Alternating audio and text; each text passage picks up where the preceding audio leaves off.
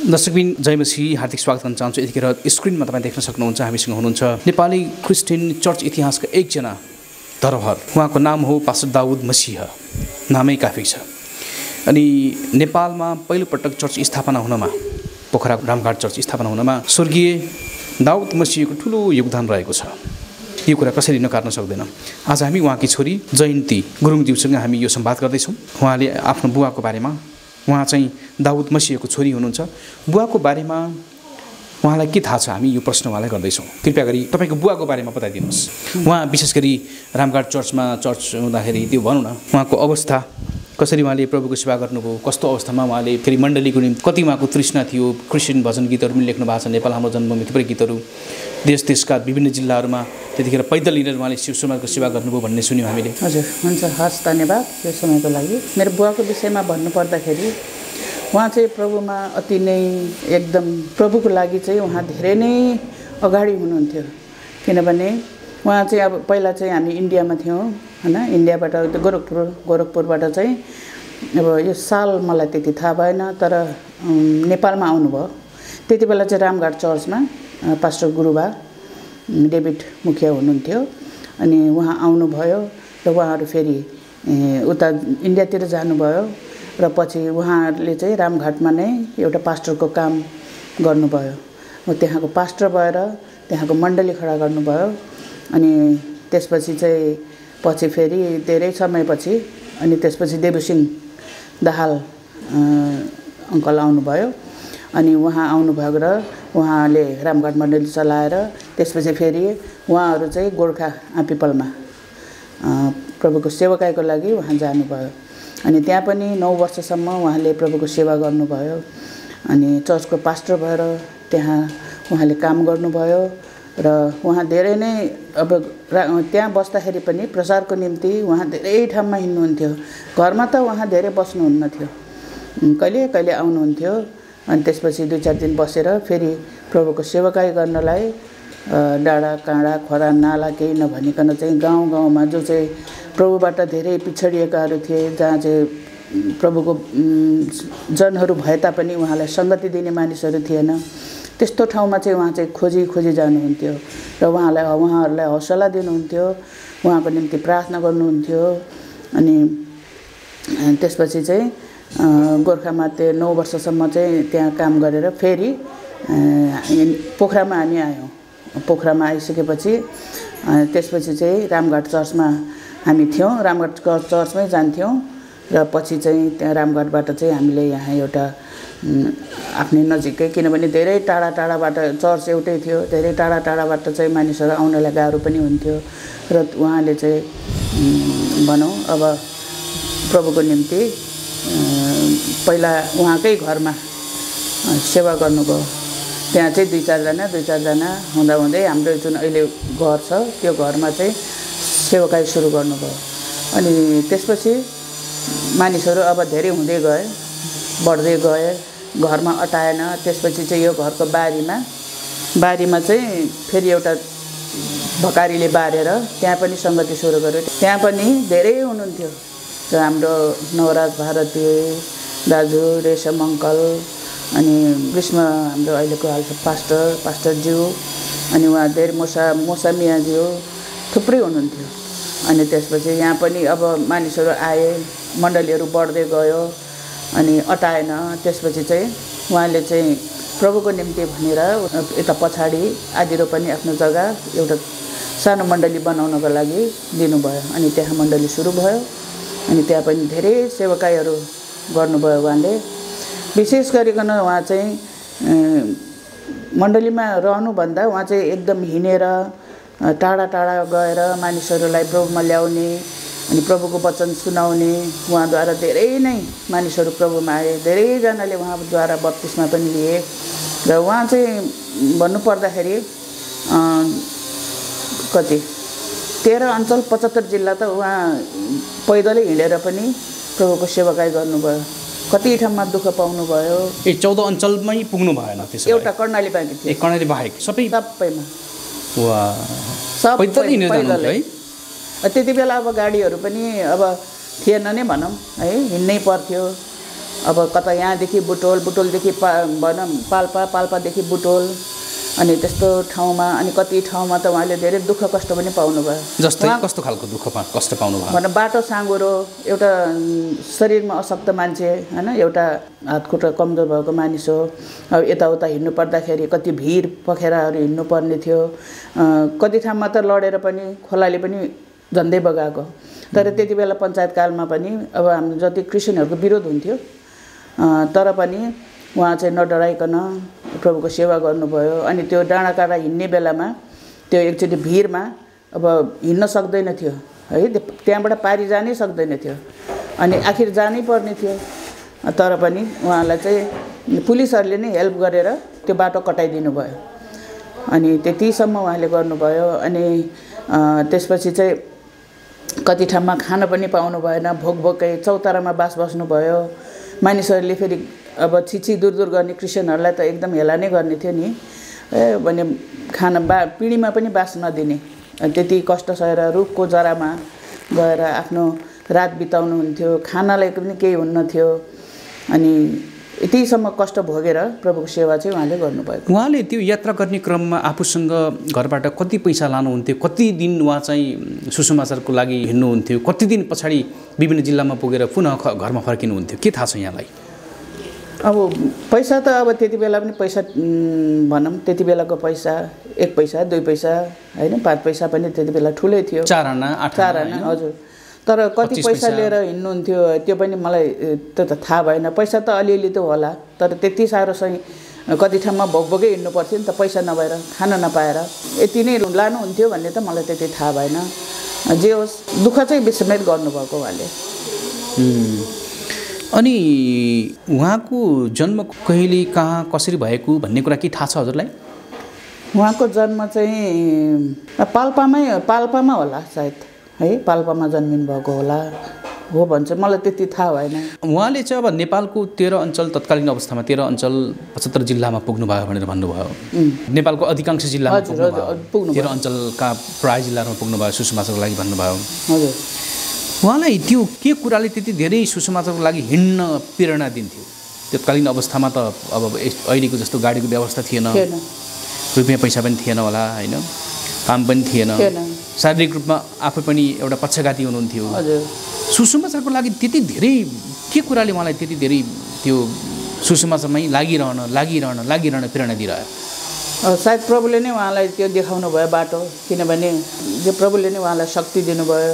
प्रभुले नै धेरैचोटि सायद सपनामा पनि देखाउनु भयो भन्नुभएको थियो बुवाले है, मलाई यस्तो आएको छ, मलाई यस्तो दर्शन आएको छ, मैले यो गर्नुपर्छ भन्ने उहाँलाई हुन्थ्यो। तर शक्ति प्रभुले नै दिनुभएको उहाँलाई, त्यसकारण उहाँको ऊ नै एक ठाउँमा बसेर होइन तर सबै ठाउँमा डुलेर मैले चाहिँ प्रभुलाई धेरै नचिनेकोहरूलाई मैले प्रभुमा ल्याउँछु। तपाईँ छोरी भइकन उहाँले प्रचार गर्नुभएको कुनै ठाउँ कुनै त्यस्तो ठाउँमा चोकमा गल्लीमा घरमा उहाँले सुसमाचार प्रचार गरेको तपाईँले देख्नुभयो साक्षात् आँखाले?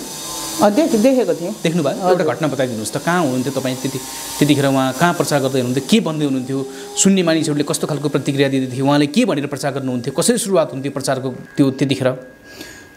विशेष सुसमाचार प्रचार गर्दाखेरि उहाँले के भनेर सुरुवात गर्नु, अब के हुन्थ्यो उहाँको हातमा? बाइबल हुन्थ्यो होइन, उहाँ बाइबल हुन्थ्यो तर डराउनु हुन्न थियो त्यति बेला। जस्तै भए पनि नचिनेकोहरूलाई, प्रभुलाई नचिनेकोहरूलाई चाहिँ उहाँले चाहिँ अब भनौँ अब कुनै घरमा गएको छ, कुनै मान्छे बिरामी भएको छ भने उसको लागि उहाँले प्रार्थना गरिदिनुहुन्थ्यो है। अनि तर उनीहरूले विश्वास गर्दैन थियो तरै पनि प्रार्थना गरेर नै उहाँ त्यहाँबाट निस्किनुहुन्थ्यो। तर फेरि पछि अब त्यही घरमा पनि एउटा आँपिपलमा हो यो, त्यो घरमा उहाँ धेरै जानुहुन्थ्यो, गोर्खाको आँपिपलमा जानुहुन्थ्यो। अनि एकजना हाम्रो छिमेकी त होइन, जस गोर्खा आँपिपलकै, हामी पनि आँपिपलमै बसेको, त्यहाँ एउटा घरमा चाहिँ उसको छोरा बिरामी भयो रहेछ। अनि त्यसपछि उहाँ हिन्दू परिवारै हुनुहुन्थ्यो तरै पनि उहाँलाई दर्शन दिनुभयो होला, सायद प्रभुले शक्ति दिनुभयो होला, उहाँ जानुभयो, नचिनेको होइन चिनेकै मानिस। अनि त्यसपछि उहाँले प्रभुको वचनबाट केही पढेर नि सुनाउनु भयो। अनि म चाहिँ तिम्रो लागि प्रार्थना गर्छु भनेर भन्यो। अब ऊ बिरामी छ, उनीहरूले पनि लौ गर नि त भनेर प्रार्थना गरिदिनु भयो। है। अनि उहाँ एकदम खुसी हुनुभयो, आज यिनीहरूले मलाई इन्कार गरेनन्, मेरो प्रार्थना यिनीहरूले सुन्यो भनेर। त्यसपछि उहाँ चाहिँ घरमा आउने अनि फेरि जाने, 1-2 दिनमा जाने, फेरि प्रार्थना गरिदिने, त्यस्तो गर्नुभयो है। अनि पछि चाहिँ उनीहरू अब प्रार्थनाद्वारा उनीहरू निको भए तापनि तर प्रभुमा चाहिँ उनीहरू आएनन्। तर बेला बेलामा जानुहुन्थ्यो, घचघचाउनुहुन्थ्यो, त्यस्तै नै थियो उहाँको काम। रामघाट चर्चमा उहाँले कति वर्ष सेवा गर्नुभयो? रामघाट चर्चमा कति वर्ष भनेपछि 5-6 वर्ष गर्नुभयो कि मलाई त्यो पनि थाहा भएन। यो चाहिँ हजुरलाई थाहा छैन? पछि नयाँ गाउँ चर्च स्थापना भइसके पछाडि उहाँ चाहिँ पास्टरको रूपमा रहनुभयो। हजुर। कति वर्ष रहनुभयो उहाँ पास्टर नयाँ गाउँ? ठिकै छ, 10-12 वर्ष। 10-12 वर्ष। उहाँको अन्तिम चाहना के थियो? के भन्नुहुन्थ्यो तपाईँहरूलाई, छोराछोरीलाई म यो गर्न चाहन्छु, अझै मेरो यो इच्छा छ भन्ने कुरा केही थियो उहाँको? उहाँको इच्छा चाहिँ अब म चाहिँ प्रभुको प्रचारमा लागिराख्ने व्यक्ति हुँ, म चाहिँ प्रभुको प्रचार गर्नै पर्छ, यो मलाई प्रभुले देखाउनु भएको बाटो हो। म जबसम्म मेरो हात खुट्टाले सक्छु, जबसम्म मसँग शरीरमा बल शक्ति छ, तब म प्रभुको सेवाकाई गरिरहन्छु। तिमीहरूले पनि जानिराख, बुझिराख, प्रभुको सेवा गर्नुपर्छ भनेर उहाँले भन्नुहुन्थ्यो। अन्तिम अवस्थामा उहाँले कहिले भौतिक शरीर छोड्नुभयो? चाहिँ कस्तो अवस्था भन्नाले अब उहाँ चाहिँ अनि जस उहाँलाई प्रेसर थियो, ब्लड प्रेसर थियो, अरू रोग त थिएन, ब्लड प्रेसर चाहिँ थियो। तर उहाँलाई चाहिँ एकचोटि त्यो एट्याक आयो होइन, पहिलोचोटि एट्याक आयो। एट्याक आएपछि उहाँ चाहिँ जे होस् उहाँको बोली बन्द भयो, उहाँ बोल्न सक्नु भएन। अरू चाहिँ हिँड्नलाई त्यो जुन हात खुट्टाहरू थियो त्यो पनि अलिकति कमजोर भइसकेको थियो, तर समातेर यताउता हिँडाउनु पर्थ्यो, बोल्न चाहिँ पुरा बन्द थियो। र पनि यतिसम्म कि अरू बोली नआए पनि उहाँलाई आमिन र हालेलुया चाहिँ उहाँको मुखबाट निस्किन्थ्यो है। त्यति चाहिँ त्यो चाहिँ मलाई थाहा छ। अरू थोकले उहाँले चाहिँ बोल्नुहुन्न थियो, हाउभाउले मात्रै गर्ने, बुझेन भने अलिकति अब त्यस्तो बेलामा अलिकति रिस पनि उठ्छ। अनि उहाँले भनेको कुरा बुझेन भने रिसाउनु पनि हुन्थ्यो। तर सकभर चाहिँ हामीले चाहिँ उहाँको कुराहरू बुझ्यौँ है। मैले त्यति बेला उहाँको सेवा गर्ने मौका पनि पाएँ। अनि उहाँ त्यसरी बोल्न सक्नु भएन। अनि त्यसपछि 3 वर्षसम्म उहाँ त्यस्तै अवस्थामा रहनुभयो। 3 वर्षसम्म चाहिँ त्यही अवस्थामा रहनुभयो, बोल्न सक्नु भएन। घरको पिँढीमा बस्नुहुन्थ्यो, अनि चर्चमा मानिसहरू आउँथ्यो, एकदम खुसी हुने, हँसिलो अनुहार लिएर बस्नुहुन्थ्यो, सबैलाई जय मसीह भन्नुहुन्थ्यो। अनि आफू पनि आएर चर्चमै बस्नुहुन्थ्यो है, समाचार ल्याउनु पर्थ्यो। तर 3-3.5 वर्षपछि उहाँलाई फेरि सेकेन्ड एट्याक आयो। सेकेन्ड एट्याक आएर चाहिँ उहाँ चाहिँ पुरै अनकन्सियस हुनुभयो। अनकन्सियस हुनुभयो। त्यसपछि हामीले उहाँलाई हस्पिटल लग्यौँ, आइसियुमै भर्ना गऱ्यौँ। अनि उहाँको होस आएन, अनकन्सियस नै हुनुहुन्थ्यो।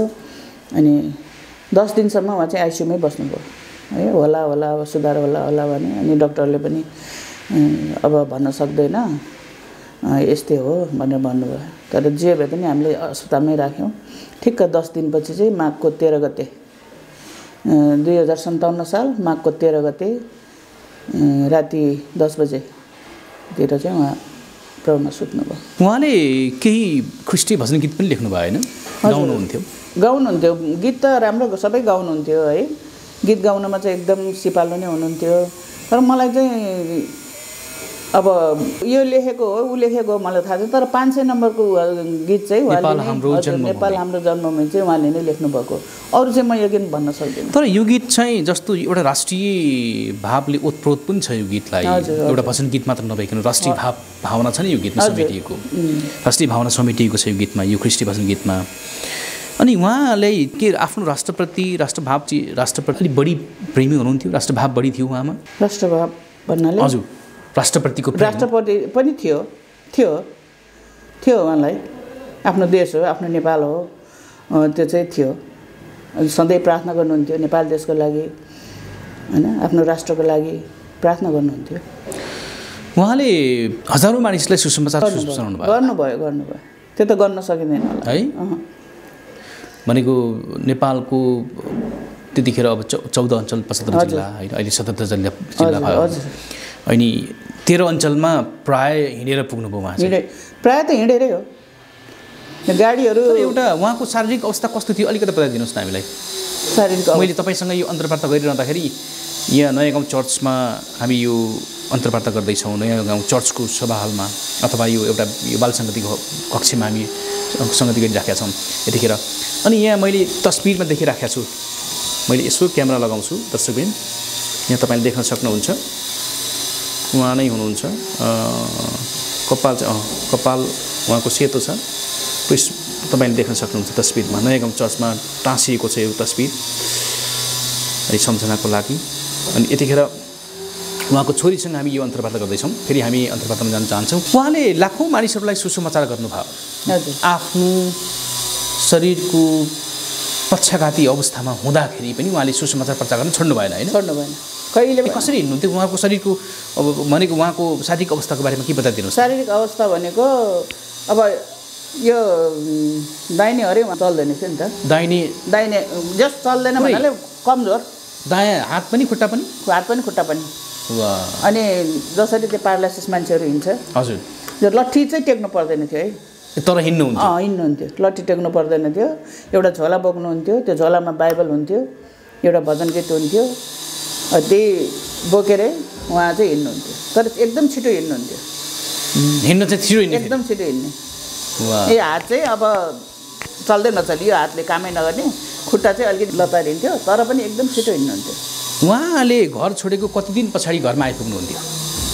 कहिले 1 महिना है, कहिले 1 महिनासम्म हराउने। आमा चाहिँ बिचरा एक्लै हुनुहुन्थ्यो, तर आफ्नो प्रचारको निम्ति आफ्नो परिवारप्रति पनि उहाँलाई त्यति थिएन कि प्रभाव हजुर थिएन। म चाहिँ प्रभुको सेवा नै गर्ने हो, प्रभुको निम्ति नै म जिउने हो, तर त्यस्तो परिवारले वास्ता नगर्ने भन्ने होइन। परिवारले वास्ता गर्नुहुन्थ्यो, तर प्रचारमा बढी, तर प्रायोरिटी भनौँ न, जस्तो परमेश्वरलाई उहाँले पहिलो प्रायोरिटी उहाँले दिनुहुन्थ्यो।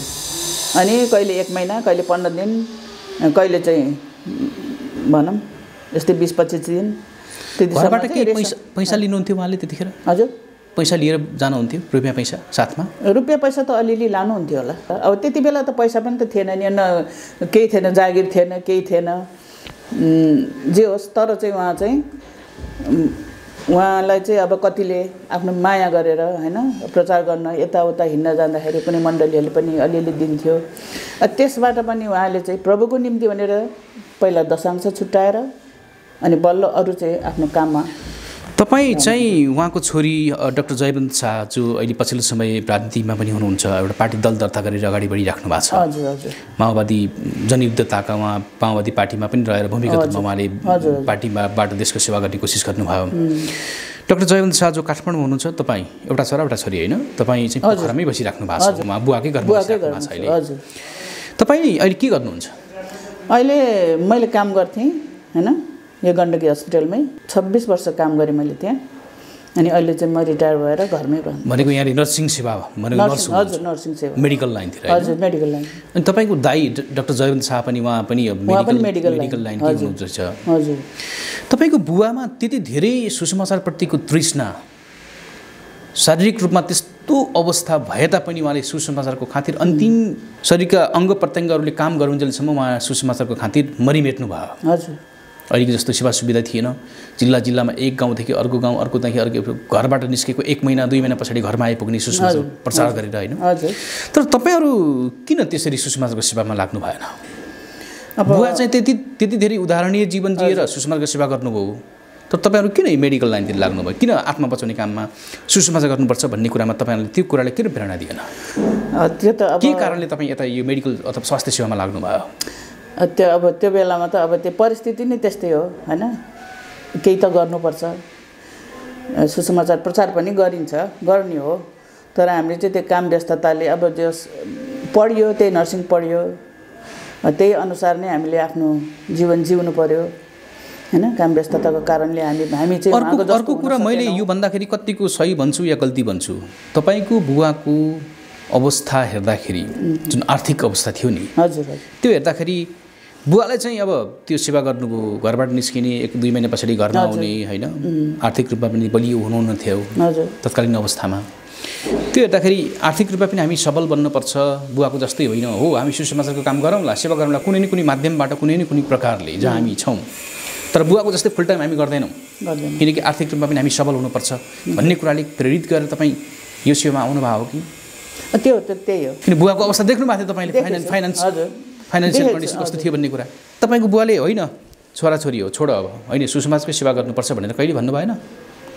सुसमाज होइन, त्यो त भन्नु त हुन्थ्यो, फुल टाइम आऊ म जस्तै आऊ भनेर भन्नुहुन्थ्यो। हजुर, म जस्तै आऊ त भन्नुहुन्थेन है, म चाहिँ गर्छु, तिमीहरू पढ, तिमीहरू अब पढेर जस आफ्नो जीवन बिताऊ, आफ्नो खुट्टामा उभिन सक, त्यो चाहिँ उहाँले भन्नुहुन्थ्यो। तर प्रभुले अहिले फर्केर हेर्दाखेरि बुवाको जुन लिगेसी छ नि नेपालको चर्च इतिहासमा, दाउद मसीह भनिसके पछाडि हुन त यो धेरैलाई नाम थाहा नहुन पनि सक्छ, आज हामीले यो सार्वजनिक गर्दैछौँ। अनि दाउद मसीह एउटा कोसेढुङ्गो हुनुहुन्छ। नेपालको चर्च इतिहासमा उहाँको नाम स्वर्ण अक्षरले लेखिएको छ। यद्यपि यसको चर्चा परिचर्चा नभए तापनि मानिसले नसम्झे पनि त इतिहास भनेको इतिहासै हो। इतिहास जहिले पनि एउटै हुन्छ, सत्य हुन्छ। नेपालको चर्च इतिहासलाई केलाउँदाखेरि कोट्याउँदाखेरि दाउद मसीहको नाम पनि जोडिन्छ। किन उहाँ नेपालमै भएर नेपाली भएर तानसेनबाट पोखरामा आएर रामघाट चर्चमा सेवा गर्नुभयो केही समय डेभिड मुखियाज्यूसँग, त्यस पछाडि नयाँ गाउँमा आएर नयाँ गाउँ चर्च स्थापना गर्नुभयो होइन। नेपालको चर्च इतिहासमा उहाँको ठुलो योगदान छ नि त। त्यत्रो ऐतिहासिक व्यक्तित्व तपाईँको बुवा, तपाईँको बुवाले गर्नुभएको योगदानको कदर, चर्चा, परिचर्चा, प्रशंसा, उहाँको त्यो बिटो राख्ने भन्छ नि, तपाईँहरूले के गरिराख्नु भएको छ त्यसबारेमा? अब उहाँले प्रभुले हामीलाई चलाउनुहुन्छ है, प्रभुले हामीलाई चलाउनुहुन्छ भने उहाँको अपुरो कामहरू हामीले पनि गर्छौँ। के थियो उहाँको अपुरो काम? त्यसो भए के गरिराख्नु भएको छ तपाईँहरूलाई अपुरो काम? अपुरो भन्नाले उहाँले त पुरै नै गर्नुभएको, सकेसम्म आफ्नो शरीरले भ्याएसम्म है, शक्तिले भ्याएसम्म त गर्नुभएको। तर उहाँको सेवकाई नै त्यस्तै छ भने अब हामी पनि त्यही अनुसार नै हामीले गर्छौँ। अहिले यतिखेर तपाईँसँग यो अन्तर्वार्ता गरिरहँदाखेरि तपाईँको बुवाको जीवनको कुन पाठ अथवा जीवनको कुन सेवकाईमा हिँड्दाखेरि, गर्दाखेरि, बोल्दाखेरि, जीवनयापन गर्दाखेरि, परिवारमा सँगै रहँदाखेरि कुन कुराले तपाईँलाई अहिले झस्काइरहेको छ भनेको सम्झाइराखेको छ यतिखेर अहिले अन्तर्वार्ता गरिरहँदाखेरि? मलाई हजुर, तपाईँको स्क्रिन अगाडि, आँखाको अगाडि बुवाको कुन दृश्य आउँदैछ? बुवाले के भन्दै हुनुहुन्छ तपाईँलाई यतिखेर? मलाई चाहिँ त्यो मेरो बुवाको जीवन देखेर, मेरो बुवा चाहिँ यसरी रहनुभयो प्रभुमा अघि, अनि हामी पनि त्यसरी नै अडिलो भएर प्रभुमा रहन सकौँ। जुन उहाँले हामीलाई बाटो देखाएर जानुभएको छ त्यो बाटोमा हामी हिँड्न सकौँ, प्रभुको सेवा गर्न सकौँ। अनि बुवालाई हेर्दाखेरि मेरो आँखा वरिपरि पनि मलाई त्यही नै आउँछ। कहिले पनि उहाँ बेखुसी हुनु भएन, खुसीसँग चाहे खाना पाओस् चाहे नपाओस्। अब त्यो पहिलाको बेलामा त मिठो मिठो त कहाँ हुन्थ्यो र होइन, पिठो खानु पर्थ्यो, आँटो पिठो खानु पर्थ्यो, तरकारी नभएर सिस्नो खानु पर्थ्यो। त्यसो भएर हामी पनि त्यही परिवारबाटै हुर्केका हौँ। खानु हुँदैन थियो है, हामी चाहिँ खाना हुँदैन थियो, तरै पनि बुवाले चाहिँ हामीलाई जहाँबाट भए पनि हामी छोराछोरीलाई पिठो हुन्छ कि चामल हुन्छ कि जहाँबाट पनि जुटाएर हामीलाई ल्याइदिनुहुन्थ्यो। उहाँको साथमा अघि यहाँले भन्नुभयो बाइबल, अनि केही सुसमाचारी प्रचार पनि हुन्थ्यो प्रचार गर्न जाँदाखेरि? हजुर हजुर, उहाँको साथमा सुसमाचारी प्रचारहरू पनि हुन्थ्यो, पर्चाहरू पनि हुन्थ्यो, पर्चाहरू पनि बोकेर जानुहुन्थ्यो। यहाँलाई कुनै याद छ कसरी उहाँले प्रचारको सुरुवात गर्नुहुन्थ्यो? गीत गाएर हो कि अथवा कुनै बाइबलबाट हो कि अथवा कुनै कथा गीत गाउनुहुन्थ्यो? गीत गाउनुहुन्थ्यो अनि गीत गाएर नै अब त्यो पर्चाहरू दिने, अनि कसैले चाहिँ अब फालिदिन्थ्यो, कसैले लगेर पढ्थ्यो है, त्यस्तो गर्नुहुन्थ्यो। तर गीत गाएर अनि हँसिलो अनुहारले प्रार्थनाद्वारा उहाँले सुरु गर्नुहुन्थ्यो। कुन गीत गाउनुहुन्थ्यो प्राय उहाँले? प्राय त गीतहरू त सबै गाउनुहुन्थ्यो। उहाँले लेख्नु भएको भन्दा अरू सबै गीतहरू भजन सङ्ग्रहको गीतहरू प्राय उहाँलाई सबै थाहा छ, सबै आउँछ। ख्रिस्टी भजनमा समावेश? हजुर, त्यो भजनमा भएको गीतहरू चाहिँ पुरानो गीतहरू धेरै राम्रो छ नि, तर उहाँले धेरै गाउनुहुन्थ्यो। अहिले नयाँ निस्केकोहरू बाहेक प्राय जसो भजन पुस्तकको गीतहरू चाहिँ उहाँलाई आउँथ्यो। अब नेपाली चर्च इतिहासको एउटा खम्बा पनि हुनुहुन्छ उहाँ, अघि पनि मैले यो जोडिराखेको छु तपाईँ समक्ष। नेपाली चर्चहरूले मेरो बुवाको यसरी सम्झना गरिदियोस्, उहाँको योगदानको यसरी सम्झना गरिदियोस् भन्ने केही छ तपाईँहरूको भन्ने? त्यही हो, किनभने पहिला अब किन भन्दाखेरि दाउद मसीहको नाम चाहिँ मैले एनसिएफ नेपालको कार्यालयमा एउटा उहाँको तस्बिर देखाएको छु। त्यसबाहेक एनसिएफ नेपालले केही गर्न सकेका छैन। हजुर छैन। अथवा यहाँका पोखराका चर्चहरूले के कसरी गरिराख्नु भएको छ त्यो मलाई थाहा छैन। सायद सम्भवतः दाउद मसीहले सम्झिने कुनै त्यस्तो उल्लेख्य काम गरेको मलाई त्यस्तो लाग्दैन। के छ तपाईँ के भन्न चाहनुहुन्छ नेपाली भाषी चर्चहरूलाई, नेपालका चर्चहरूलाई, जुन तपाईँको बुवाले नेपाली अहिले यहाँ नेपालमा चर्च स्थापना हुनुमा, नेपालमा जागृति आउनुमा, हजारौँको सङ्ख्यामा चर्चहरू वृद्धि विकास हुनमा त दाउद मसीहको ठुलो हात छ नि पर्दा पछाडि होइन। उहाँले कति प्रार्थना गर्नुभयो, देश देशका गाउँ गाउँ जिल्ला जिल्ला गरी के अरे हिमाल पहाड तराई विभिन्न भागमा उहाँ पैदल हिँडेर सुसमाचारको सेवा गर्नुभयो। फलस्वरूप आज मण्डली के अरे वृद्धि विकास भयो, योगदान त छ नि। कसरी के भन्न चाहनुहुन्छ नेपाली चर्चहरूलाई? मेरो बुवाको यसरी योगदान गरिदिनुपर्छ, उहाँहरूलाई यसरी स्मरण गरिदिनुपर्छ, बुवाको इच्छा यो थियो, आज नेपाली चर्चले यो गर्न पाइदिए हुन्थ्यो भन्ने केही छ तपाईँहरूको? जे होस्, अब भन्न म यो चाहन्छु कि अब उहाँको योगदानलाई भनौँ हाम्रा मण्डलीहरूले नबिर्सिदेऊन्। उहाँको सेवकाईहरूलाई, उहाँको प्रचारहरूलाई चाहिँ जे होस् हाम्रा मण्डलीहरूले, नेपाल देशका मण्डलीहरूले अलि जे होस् वास्ता गरून्, अघि नबिर्सिउन् कहिले पनि। किनभने खोला नाला डाँडा काँडा घुमेर प्रभुको प्रचार गरेको व्यक्ति हो। त्यस्ता व्यक्तिहरूलाई नबिर्सिदेऊन्, सम्झना गरिदेऊन्, त्यही म चाहन्छु। धन्यवाद। अन्तमा केही भन्न चाहनुहुन्छ बुवाको बारेमा, स्वर्गीय बुवा दाउद मसीहको बारेमा? ठिकै छ, अब उहाँ अब यो संसारमा त हुनुहुन्न, अहिले प्रभुको साथमा हुनुहुन्छ। हामी खुसी नै छौँ। उहाँले जे गरेर जानुभयो त्यो धेरैलाई अब स्मरण हुन्छ होइन। उहाँले नराम्रो काम गरेर जानुभयो होइन, राम्रै काम गरेर जानुभयो। तर उहाँलाई अहिले प्रभुसँग हुनुहुन्छ, हामी खुसी नै छौँ। अब त्यही अनुसार हामी पनि जिउन सकौँ, हामीले उहाँको कामहरू पुरो गर्न सकौँ, म यही नै भन्न चाहन्छु। धन्यवाद, यहाँले समय दिनुभयो। धन्यवाद।